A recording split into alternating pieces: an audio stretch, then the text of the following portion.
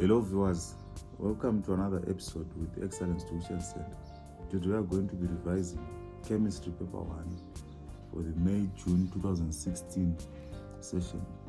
Before we get into the revision, I would like to let you know that we have online tuition services where you can get further assistance in preparation for your exams. If you would like to get more information on it, get in touch with the number shown on the screen. So let us dive straight into the solutions.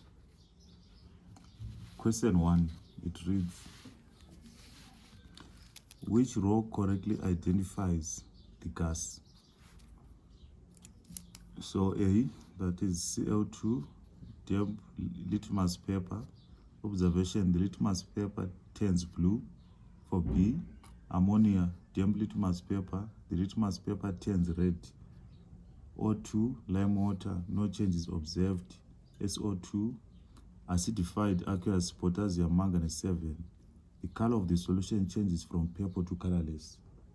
So this question, what it requires, it just requires the student to be able to recall how we test for different gases. So chlorine, the test for chlorine gas, we use damp blue litmus paper, which is bleached in the presence of chlorine.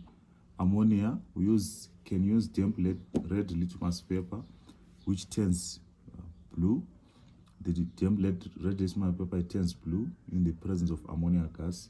Oxygen, we use a glowing wooden splint, which relights in the presence of oxygen. So here the correct answer is D, which you can also use acidified aqueous potassium permanganate, and it changes color from purple to colorless. So the correct answer here is D. Question 2, it reads, a student plans 2 experiments. Experiment 1, find the concentration of a solution of sodium hydroxide by titration with the dilute hydrochloric acid. Experiment 2, find the rate of reaction between pieces of calcium carbonate and dilute hydrochloric acid by measuring the volume of gas given off every minute. A flask is provided. Which other apparatus is needed? So here we are given the options for experiment 1 and experiment 2.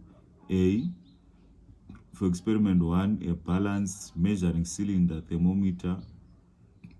For experiment 2, gas syringe clock. For B, burette pipette. Here, balanced measuring cylinder thermometer. For C, burette pipette. For experiment 2, gas syringe clock. Experiment 1 for D, gas syringe clock, and for experiment 2, a burette and a pipette. So here basically for experiment 1, this is a titration experiment. So for a titration, what is usually needed is we need a burette and a pipette and a flask. So a flask has been provided already. And for experiment 2, here we just need to find the rate of reaction between pieces of calcium carbonate and dilute hydrochloric acid by measuring the volume of gas given off every minute. So since we need to measure the volume of gas given off, what is critical here is to have something which measures the volume of the gas which has been given off. And from the answers here, there is a gas range. So it's either A or C. So between A and C, option C is the one which has a burette and a pipette for experiment 1. And for experiment 2, we have a gas syringe and a clock. So the clock is the one which is also going to give us the rate, because whenever we're talking about rate, it means that we are measuring relative to time. So the correct answer here is C. So this is the correct answer. Question 3, it reads, Q is a pure sample of a substance that has a single RF value of 0.9. In the chromatogram shown, which letter represents Q? So here we are told that Q is a substance which is a pure substance which has an RF value of 0.9. So the word pure, it shows that it only contains one type of a substance. Means to say, in terms of our chromatogram, Q is represented by a substance which only has one dye above the mixture.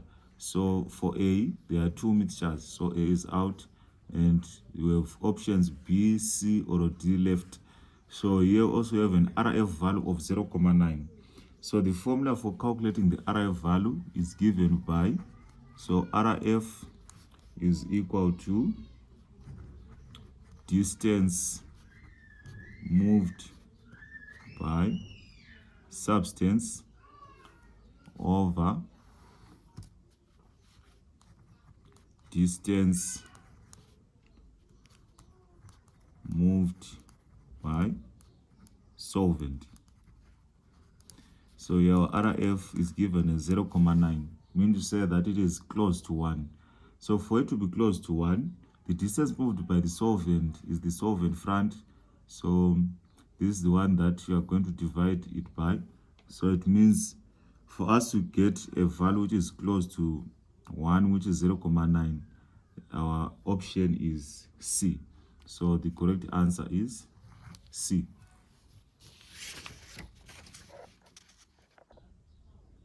Question 4, it reads, which statement about isotope of bromine is correct?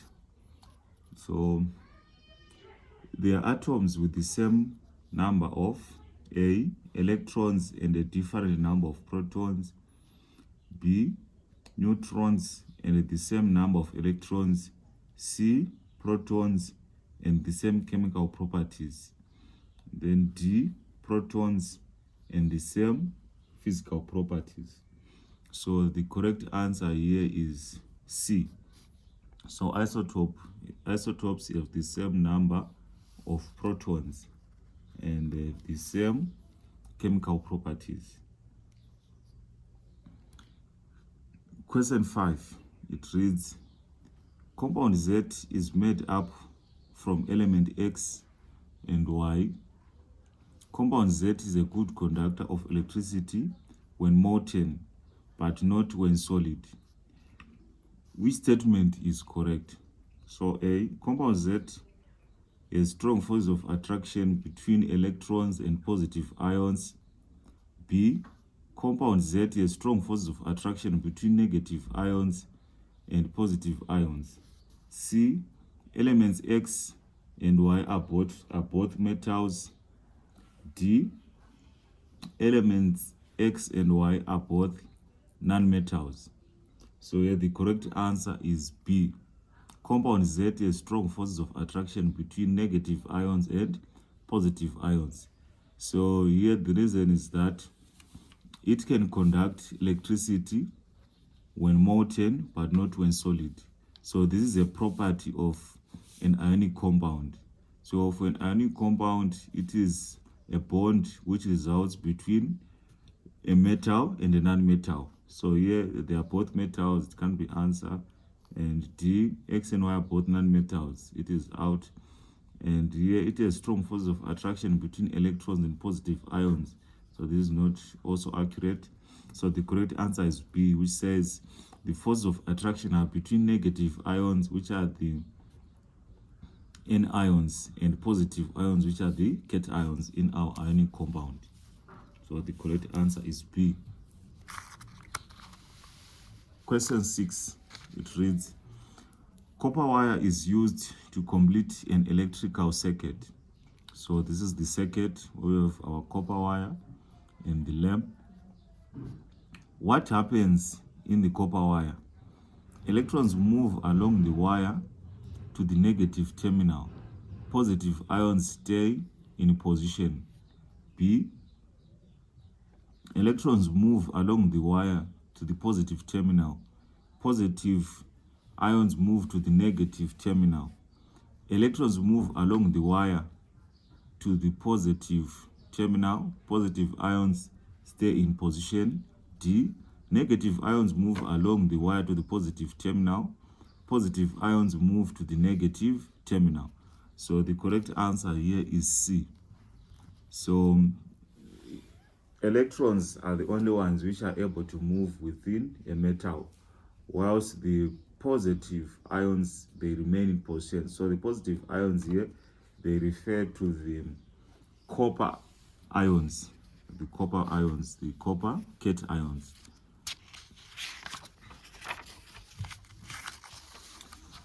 Question 7, it reads, which statement shows that graphite and diamond are different forms of the element carbon?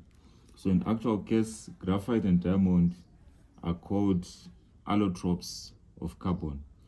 So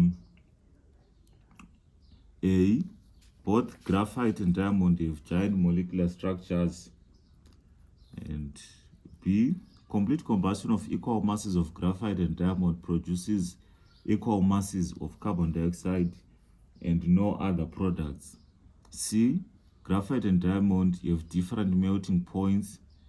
D, graphite conducts electricity, whereas diamond does not. So here, both graphite and diamond have giant molecular structures. So this is true.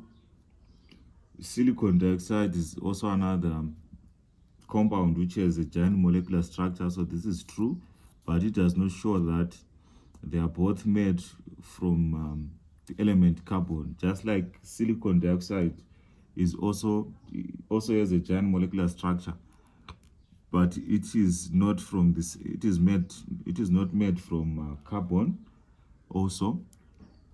So here the correct answer is B. So the correct answer is B, which states that when both equal masses of graphite and diamond are burnt in oxygen, there's only production of carbon dioxide and no other products. So this is accurate because when carbon is burnt in oxygen, it produces carbon dioxide. Question 8. Ethene C2H4 is a covalent compound with a simple molecular structure. Which statement about ethene is correct? So A, ethene is a liquid at room temperature and pressure. B, liquid ethene conducts electricity. C, one ethene molecule contains 16 protons. D, the total number of shared pairs of electrons in ethene is 5. So A, it is a liquid at room temperature and pressure is not correct because at room temperature and pressure, ethene is gaseous. B, it conducts electricity, so it does not conduct electricity because it does not have free ions which can carry the electric charge. And on C, one ethene molecule contains 16 protons. So here we can verify this, or we can check this out. So ethene, this is C2H4, means we have 2 carbon atoms, of which the chemical symbol for carbon is 12,6C, and 4 hydrogen atoms. For hydrogen, this is 11H from the periodic table.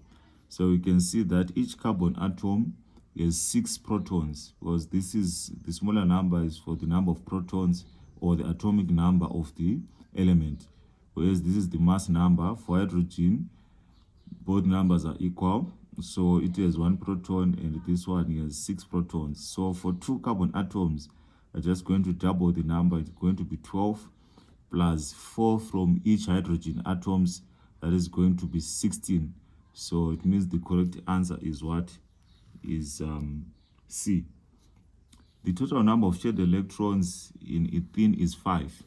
So if you are to draw the bonding for ethene, this is the molecule for ethene. This is the molecule for ethene. So in terms of bonding, here there are 2 electrons which are shared. So 2, 4, 6, 8, 10, 12. So there are 12 electrons which are shared, just because each line represents a single bond, and in each single bond there are 2 electrons which are shared. So the correct answer is C. Question 9. It reads, an organic compound has the molecular formula C8H16O4. What is the empirical formula of the compound? So here you can even have definitions for molecular formula and the empirical formula. So the molecular formula, this one, it shows the actual number of atoms which are present in the formula or in the compound.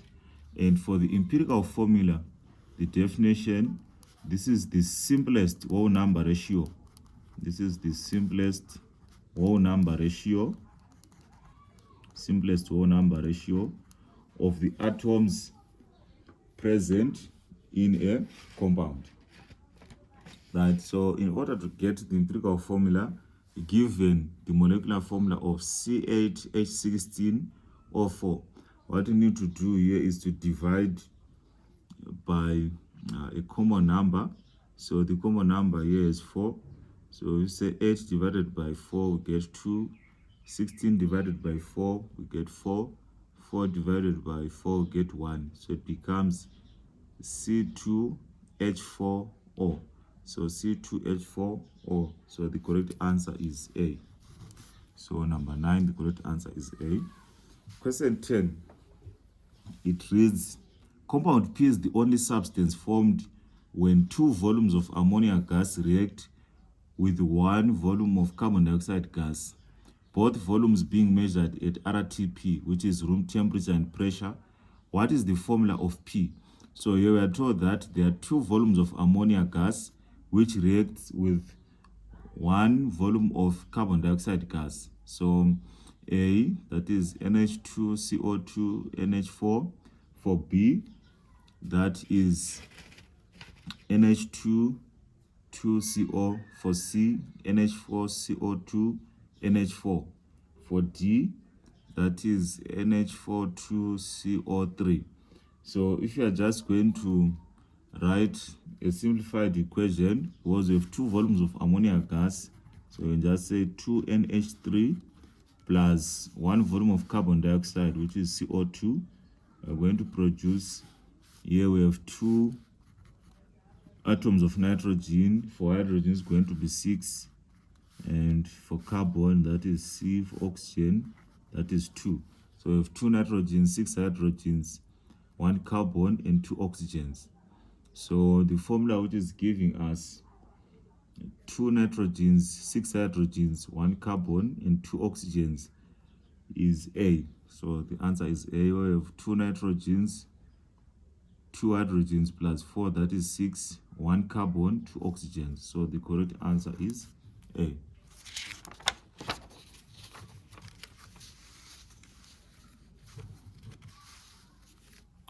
Question 11. It reads, gases can diffuse through porous spots.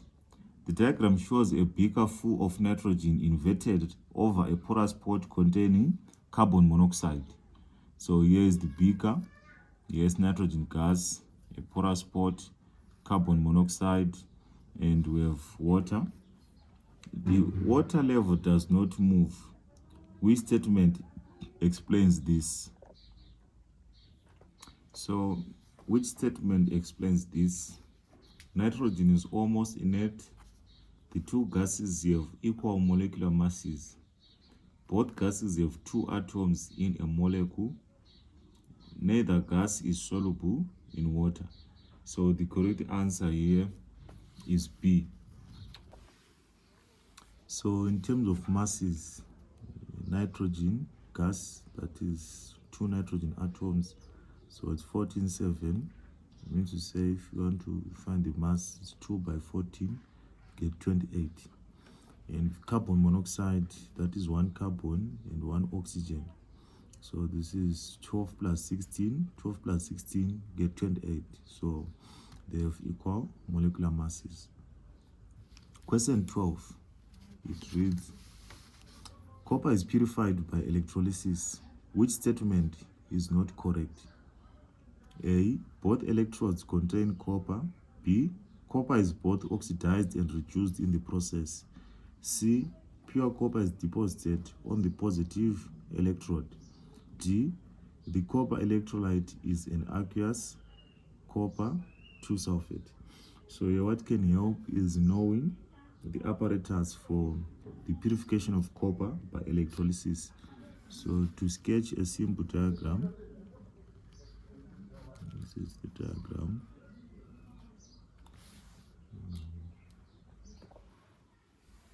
Okay, so a simplified apparatus here.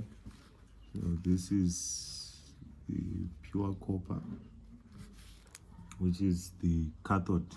The anode, that is where the impure copper is placed, and the electrolyte, that is copper 2 sulfate solution.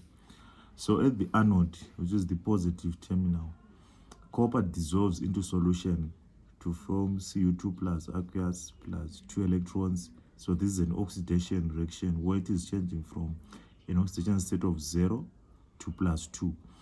And at the cathode, our copper is reduced, where it gains 2 electrons to form copper solid. So you can see at the anode, it gets into the solution. Means so to say that the anode reduces in size and the cathode, it increases in size.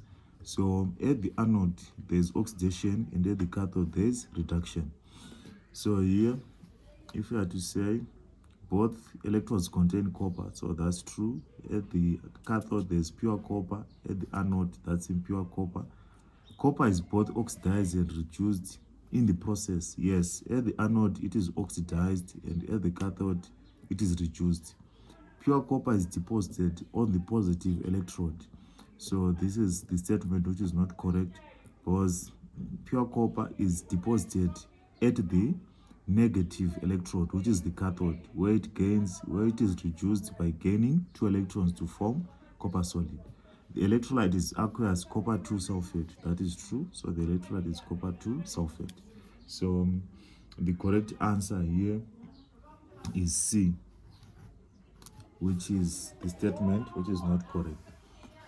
Question 13, it reads, concentrated aqueous sodium chloride is electrolyzed using inert electrode until no more chlorine gas is evolved. What could be the pH of the resulting solution? So A is 1, B that is 4, C that is 7, D that is 11. So the electrolysis of concentrated aqueous sodium chloride is also known as the electrolysis of brine. And the overall equation for the electrolysis of brine is, so the overall equation is sodium chloride, which is the concentrated sodium chloride plus water. When it undergoes electrolysis, we produce sodium hydroxide plus chlorine gas plus hydrogen gas. So these escape as gases, leaving alkaline sodium hydroxide behind. So the alkaline or basic pH is from above 7 to 14. So the correct answer here is D, which is an alkaline pH. Question 14, it reads, ammonia can be produced industrially from nitrogen and hydrogen. The equation is nitrogen gas plus 3 moles of hydrogen gas to form 2 moles of ammonia gas. The forward reaction is exothermic. Which change would not alter the yield of ammonia? Adding a catalyst, A.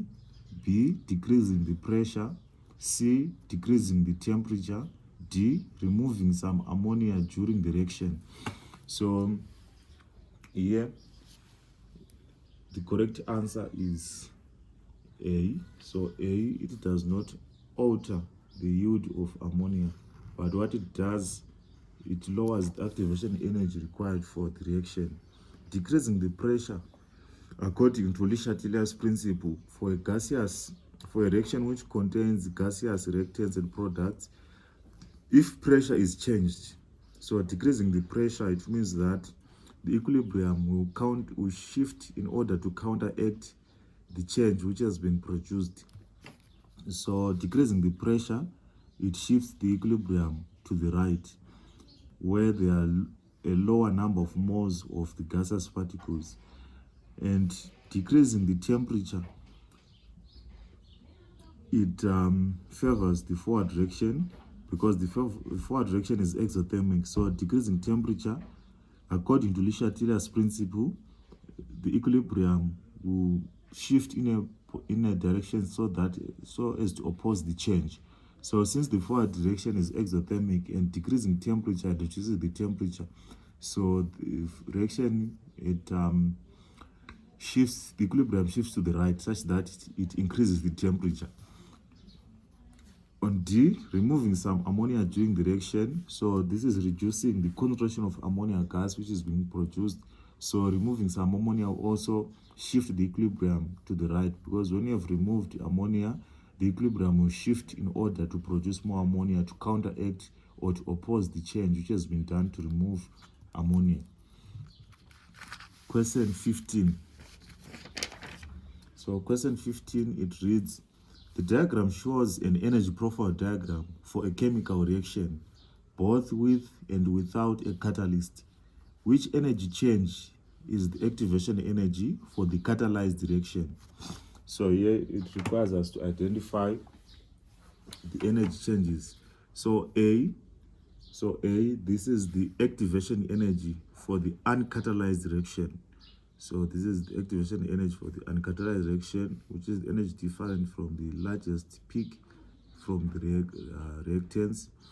And the activation energy for the catalyzed reaction is B. This is the activation energy for the catalyzed reaction, whereas C is the enthalpy change of reaction, which is the energy difference from the reactants to the products. So the correct answer here is B. So that is the energy change for the activation energy for the catalyzed reaction. Question 16, it reads, oil floats on water. Which statement is not true of oil and water? Oil and water are immiscible. B, oil is less dense than water. C, some molecules in oil have a higher relative molecular mass than water. D, the type of bonding within water molecules is different from the type of bonding within molecules in oil.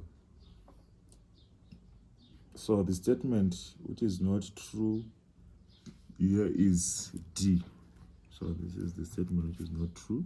So A is correct, because since oil is floating on water, it means that they cannot mix together easily, hence they are immiscible. And since oil is on top of water, it means that it is less dense than water. And then C, some molecules in oil have a higher relative molecular mass than water. So this is also true. So the answer which is not true, which is not a true statement, is D. Question 17. Which process does not involve the use of a catalyst? A, the extraction of iron from hematite in a blast furnace. B, the manufacture of sulfur trioxide. C, the production of ammonia from nitrogen and hydrogen. D, the redox reactions that remove combustion pollutants from car exhausts. So the correct answer is A. So in the blast furnace, there is no use of a catalyst. The manufacture of sulfur trioxide is part of the process of the contact process, where we use vanadium 5 oxide. Production of ammonia from nitrogen and hydrogen, we use ion catalyst. And the redox reactions that remove combustion pollutants from car exhausts, here we use palladium or rhodium catalysts. So here we use palladium or rhodium catalysts. Question 18. Which statement does not describe a reduction reaction? A, electrons are gained during the reaction. B, hydrogen is gained during the reaction. C, it takes place at the negative electrode during electrolysis. D, oxygen is gained during the reaction. So here just requires us to know the definition of reduction.